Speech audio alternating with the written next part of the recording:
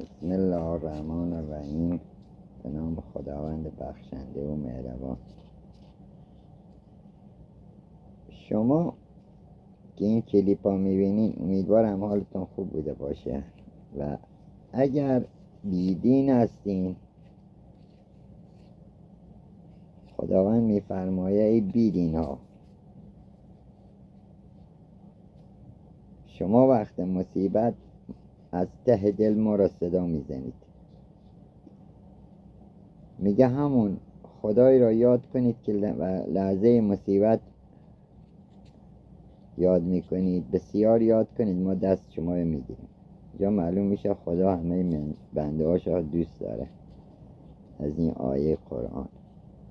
و اگر شما که مؤمنید، خداوند میگه سوره نساء آیه 75 میگه چرا تعقل تفکر با آیات ما نمی کنید؟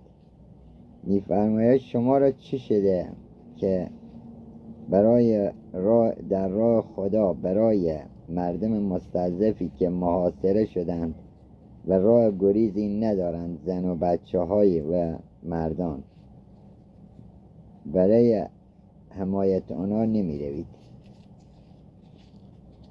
این مردمی که در راه غزه در حرکتن، حالا دانسته یا نادانسته کاری دارن میکنن که خداوند به فرمانش داده و ما بقیه ملت های هم باید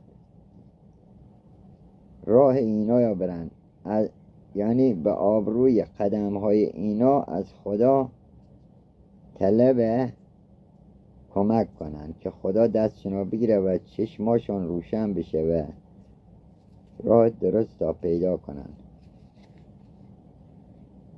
خداوند میگه اینا معاصره هم در به دست ظالما